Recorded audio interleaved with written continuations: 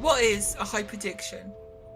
A hyperdiction is an aggressive action taken by Thargoid vessels to pull you from hyperspace during a jump between systems. This only occurs after you've held a Thargoid sensor on your ship for any length of time. Thargoid sensors can be found at many locations, and a quick Google search will advise you of sources near the Thargoid hotspots. You do not have to engage in combat during a hyperdiction, and if you choose not to, they will follow a set pattern. After being pulled from hyperspace, one of the Thargoid interceptors will charge and deploy its shutdown field.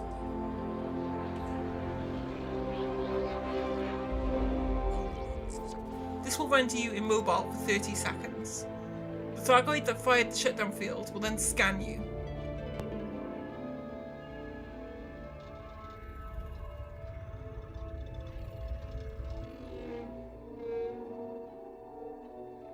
Following the scan, the Thargoids will leave and your ship will power back up. So this process as is does not leave any opportunity for you to act. So first and foremost, we need to do something about getting shut down. The shutdown field neutralizer is a utility slot device that when charged acts to prevent the effect of the Thargoid energy surge. It takes a few seconds to charge and it must be held active until the energy surge has passed over your ship.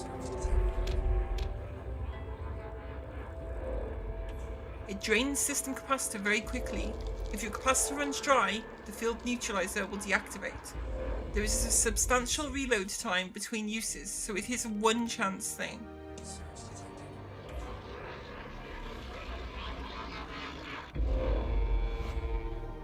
When used during a hyperdiction, the Thargoid will immediately become suspicious of you and deploy its swarm when it sees you have not been shut down. This is purely a show of force and does not yet indicate an attack is about to come. In fact, in order to engage in combat, you will have to make the first attack. Following any kind of attack, the Thargoid will enter an aggro combat state, indicated by red lighting from the interceptor. You are now in combat with whatever Thargoids were present in the hyperdiction instance.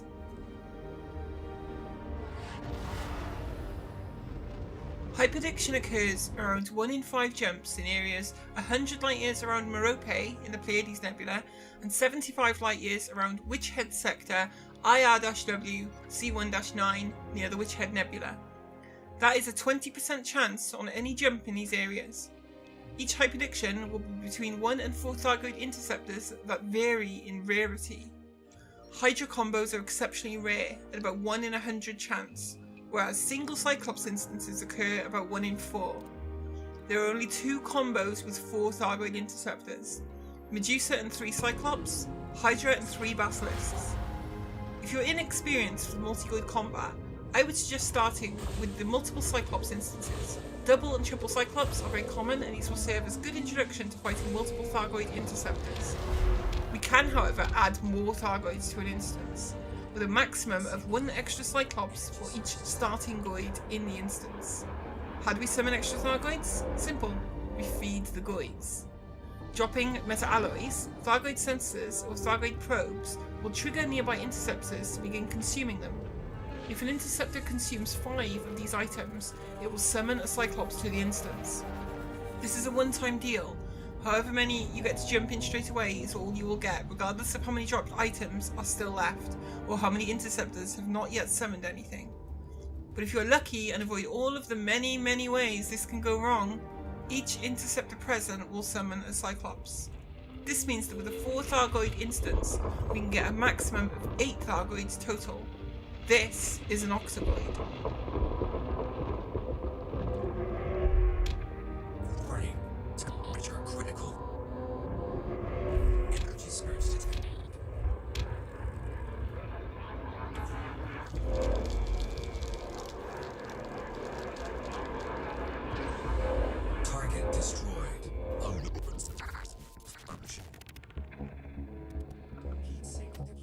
Now, the first hurdle is the fact that Thargoids lose interest quickly if there is nothing available for them to consume.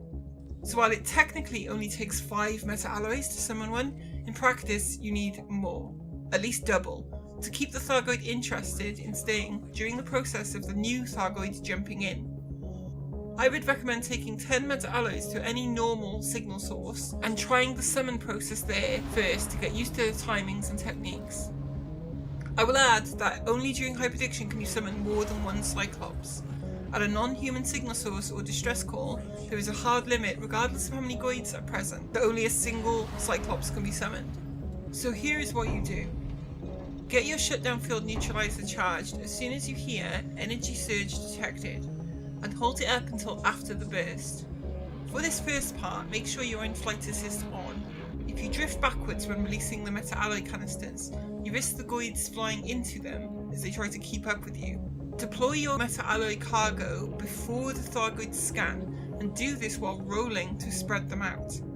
If you don't spread them out enough, the Goids will fight over them, and it is far less likely that any actual summon of new Goids will occur.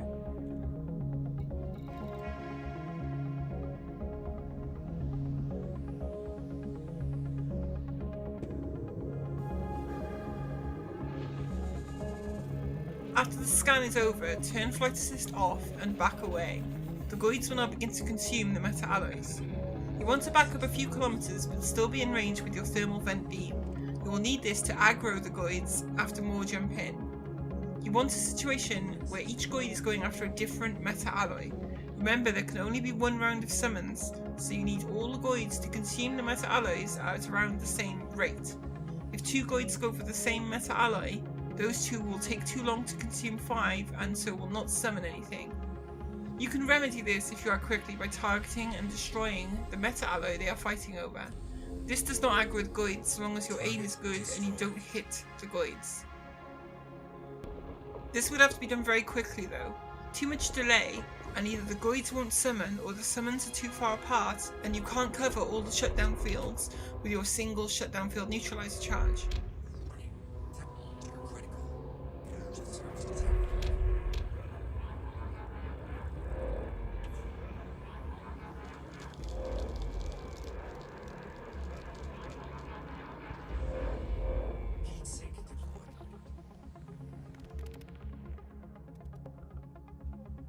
You'll want to go silent running while you wait.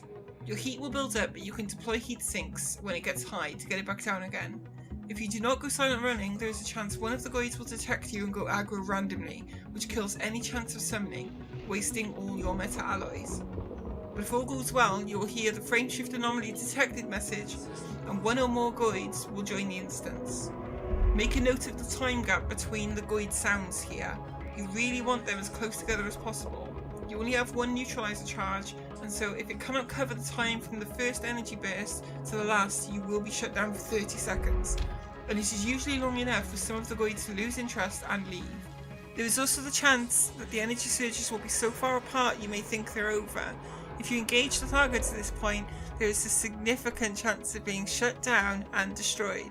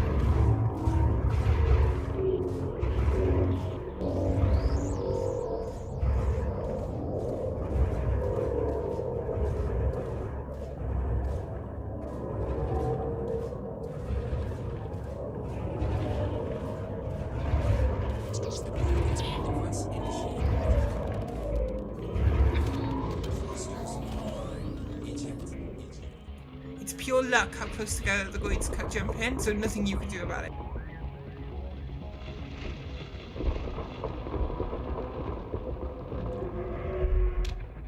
Warning. Temperature critical. Energy surge detected.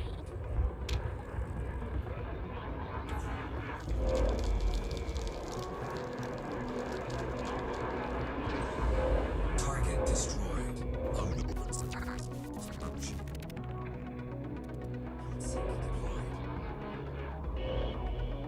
With the new Goids present, you need to aggro them quickly. If they start their leaving animation, it cannot be interrupted, so hit all of them with your thermal vent beam, and I do mean all of them. Even if they look aggro, if they have not been hit, there is a chance they will leave after a minute or two of pursuit. You now have a stable instance with more than your original Goids. Well done. Now comes the hardest part. Get ready for a lot of jumping. Hours and hours of just jumping. As I said, the hyperdiction rate is around 20% at Thargoid hotspots, and the rarer Goid combos are 1 in 100 hyperdictions, so that means a rare will appear on average once every 500 jumps. There are some ways to speed up our process here, but if you want to do this, you have to really want to do it, because there are no real shortcuts around this. Don't forget that most of the time you won't even get the full number of Goids to join, so much of this relies on chance and luck. It can be demoralising to get all the summons you need only to be shut down because they join too far apart and have them leave. The best practice is to find 2 stars as close together as possible. This means you'll be able to get more jumps before needing fuel. When you are hyperdicted, quickly assess the Goids by sight, and if you don't want that matchup, immediately turn away and start boosting. You can use your field neutralizer while boosting away to save time, and if you start boosting before the shutdown field, the Goids will not pursue you very enthusiastically before they decide to jump away. Jump ready to use the neutralizer too. 4 pips to systems, 2 pips to engines, and have your field neutralizer fire group active. You will find that an overwhelming amount of the time, single Goids or all Cyclops combos come up. This is great when you are starting out, so please do engage them, but when you gain experience, this means the number of jumps goes up dramatically. If you have the skill to complete the kill at the end of it, this time is worth the investment, but it is a big ask. In the weeks of practice, both facing multiple Thargoids and in summoning Cyclops to join an instance, I would face many different combos, improving in ability each time. You can see all of these fights on the multi-Goid playlist on our channel.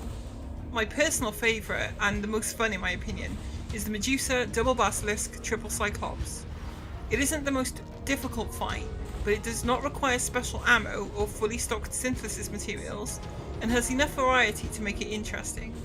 My personal favourite, and you can also watch that on our channel if you wish.